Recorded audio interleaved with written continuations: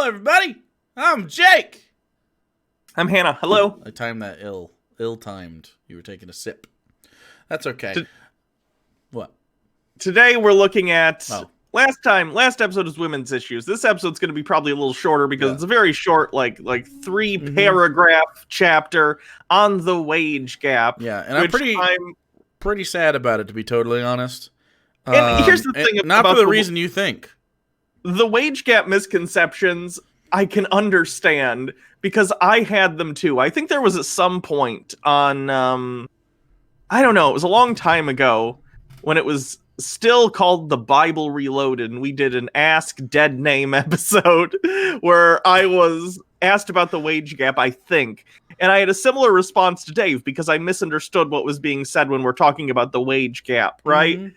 So I understand where this misconception is coming from, but I would imagine at the level Dave is at, he has had this misconception explained to him, but chooses to ignore it anyway. Right. Which is why it's frustrating. Yeah, it's frustrating for me because you're going to make equal pay according to Dave here. Usually we dock you. Nah, that's a shame. Because we have to because we're lefties and we perpetuate fake news or whatever the hell he says. So you'll get paid even for this one. Just this one! Anyway, okay. So that was the one. That was the one downside when I came out. It was the one downside. Well, you gotta take a pay cut. Gotta take a pay cut. So this is a pretty short chapter, which is very good because I don't want Dave Rubin to talk about things more than he has to. This is still more than he has to, but just like it's less than he usually does, which is good. So he starts out with the claim 79 cents for every man's dollar is how much a woman makes for stuff. And he says, like, here's the reason it's bullshit. Do we have to really even read any of this? It's kind of just like I have something I want to read, and then I want to counter it with another source. Very specific. Yeah.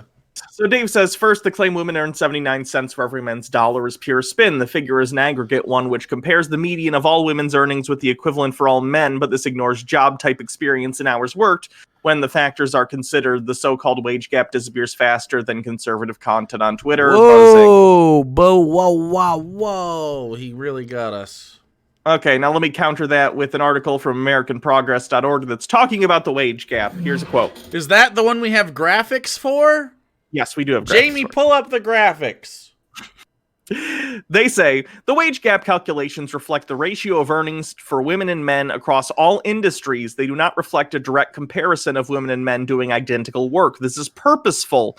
Calculating it this way allows experts to capture the multitude of factors driving the gender wage gap, which include but are not limited to differences in industries or jobs worked, differences in years of experience, difference in hours worked, and discrimination. And under each of those, they have longer explanations. But basically, I'll summarize differences in industries or jobs worked. They're talking about the fact that women are incentivized by society through the way that we raise women relative to how we raise men to go into certain lines of work, right? They're also talking about years of experience. Women, it says women are disproportionately driven out of the workforce to accommodate for caregiving. So like if you go on maternity leave, if you just drop out of work for a while to raise a kid. My mom did that, for instance. She, for a while, she stopped having a job and took care of me full time for a little while before she went back when I went into like high school or something. Difference in hours worked, again, is relative to taking time off to care for children, which is going to more typically fall on women. And then the last one, discrimination, self-explanatory. So Dave says things along the lines of in this chapter, okay, there's a wage gap. That wage gap is really because of a multitude of factors, like women more prone to taking care of children.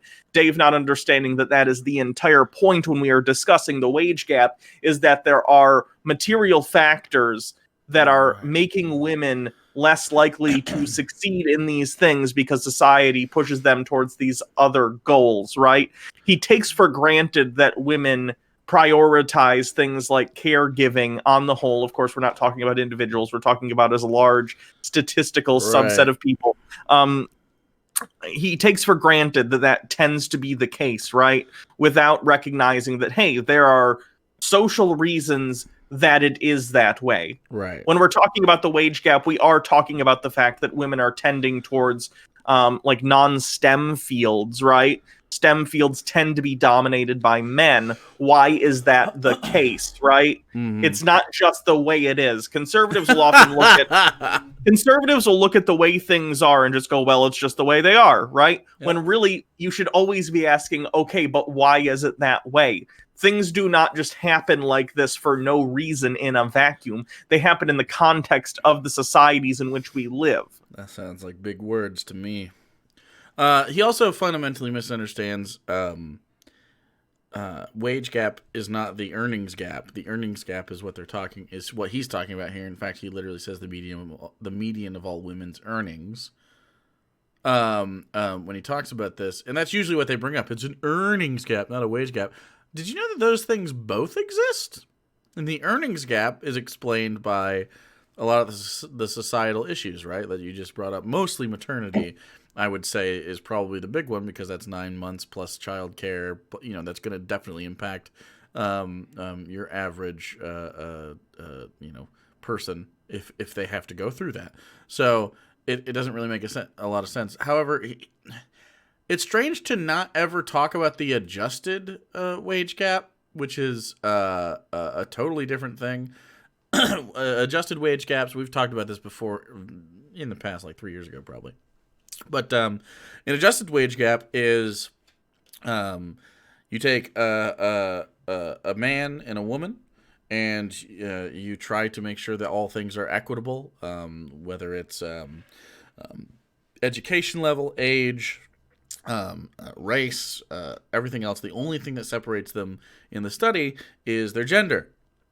And we still see, according to studies, there is discrimination towards women. In fact, studies find more jobs went to women when the applicant's gender was unknown during the hiring process, because there's a partial stigma that could be due to a myriad of reasons, and there's no way to really tell exactly what it is. But we can, as members of society, we could probably figure into it with reasonable amounts of success that part of it will be just basic sexism, which probably isn't the majority of it. I mean, like, intentional sexism, let's say that. It's probably more of the passive sexism, that internalized sort of thing that happens a lot of time, where if you see a Janet versus a Jim, you might go, Jim's a strong name, I'll hire Jim. Like, just something like that. The same thing happens with black Americans. If you have a black sounding name, everything else being in a vacuum, the person with the black sounding name tends to get hired less often than like Steve would. And they've done studies on this where they send out basically the same CVs with different names, and those are the results. Same exact thing. And so the adjusted wage gap brings it much closer to the actual gap, to the actual, I guess. It looks relatively equitable along the lines, and then with the adjusted wage gap, you look, and if you are a woman, you still tend to make around, it's plus or minus, because again, they can't quite, these are societal things that you can't quite pin. It's as much as 10% and down to about 5%, but it's not nothing. And that's just, it's an issue. It's not 79%.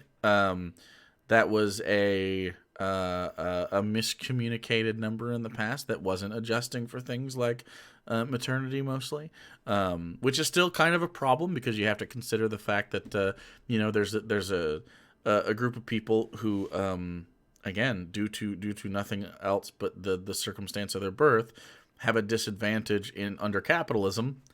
Sorry to bang that drum again, but that's what happens. That's how capitalism separates people out. If you're not labor, you're probably not as valuable, and that's just how it goes. And he doesn't seem to have a problem with that, of course. But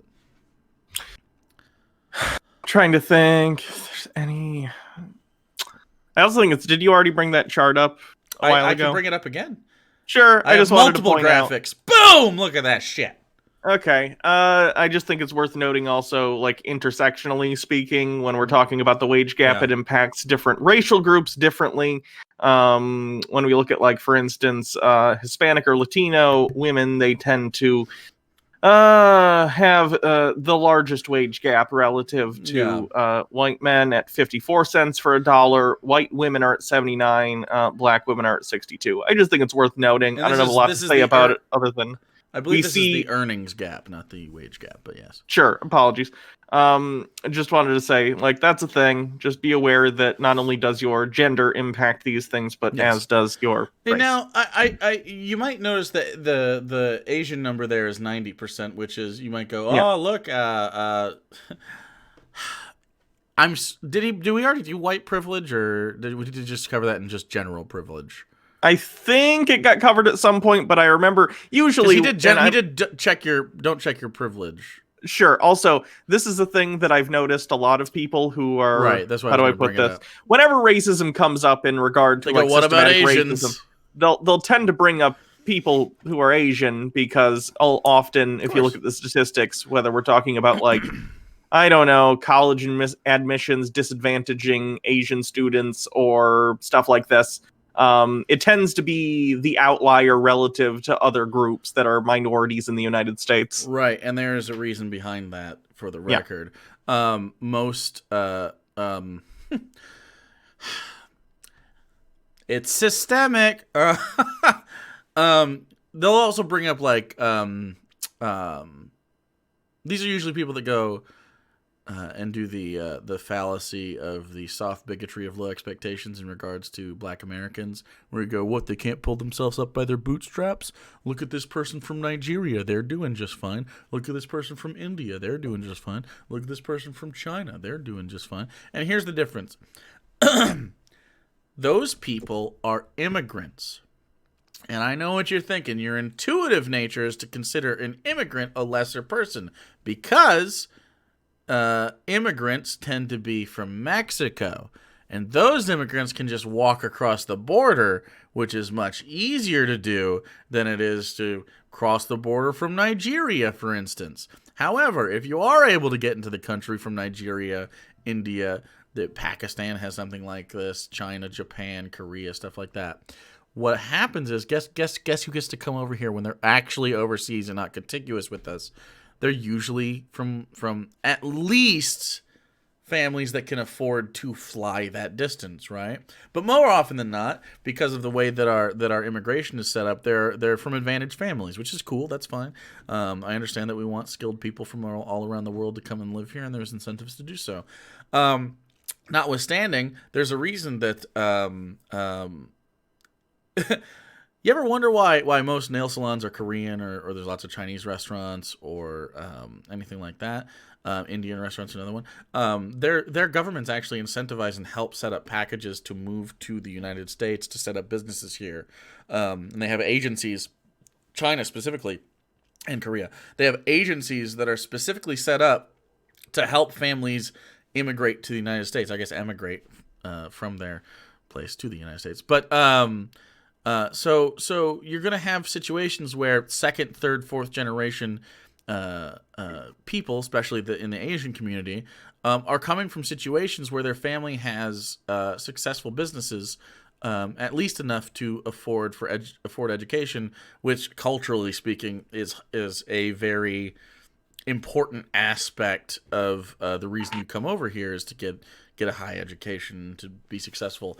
And I know some of it's stereotyping, but we just have cultural differences that are there, and then they just have economic advantages under capitalism based upon where they're from. Not everybody, obviously. You still have disadvantaged people, and they sort of use this like, ooh, Asians are monetarily successful to wipe away like when you're racist. Like calling it the Chinese virus or the Kung flu, like that shit's racist, and that does hurt the Asian community. But I don't understand. I don't understand why them having a decent paycheck, not as much as a white man, but a decent paycheck is for some reason this sort of like, well, all the bad I did is fine because you make instead of $20 an hour, $19 an hour. So I did it for you. You're welcome. Is there anything else? Is there anything? I mean, he basically he doesn't say very much here. No. It's maybe if he wrote this competently, it'd be about 2 paragraphs. My main takeaway is that Dave doesn't even understand what's being discussed when we talk about either the wage gap or the earnings gap. Like, yeah, that's really what it is. Yeah, and he takes for granted, certain precepts of society without actually recognizing where they come from. Yeah. I guess he finishes up with some more bootstrapsy stuff. Besides, even if men and women do earn different sums, statistical disparity doesn't always mean discrimination. I don't think anyone cried really discrimination. Sometimes they are a reward for life choices, which is fair. This is good news unless you crave victimhood. Don't you just doesn't that just sit well with you? It's not really about discrimination, because discrimination is a very active process where you go, no, not you, yes, you. It's very much the Mick Jagger bit that John Mulaney does.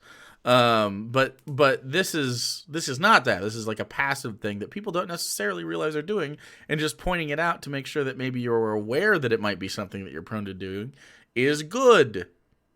It's a good thing to be aware of stuff. I don't know why right-wingers are scared of that kind of thing. We were talking about this earlier off camera, I guess. Just like the concept of awareness spooks them. Like it's spooky to know the reason why stuff happens, and I don't really get it, and it's kind of sad. I wish it wasn't that way. So I think that's it for wage gap. What's next? What do we got coming up on the old Dave Rubin docket? Let's see. Please tell me something good. Is he gonna give us cooking tips or something? Hold on. It's gonna be bad, isn't it? Please don't. Okay. So remember after we did free speech, we did gun control? Yeah. It's gun control again. Wait, why? Because he's got to talk about gun control again. What is it called? Gun control. What was it called the first time? Gun control. He has 2 gun control sections? Yes.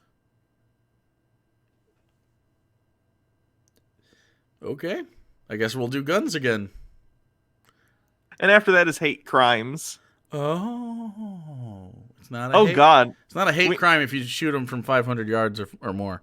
That's a fact. Environmental issues is literally 1, 2. It's 2 sentences long. Environmental issues is 2 sentences long. I'm not even making it up. We'll have to tie that into something else. No, let's tackle it in one episode.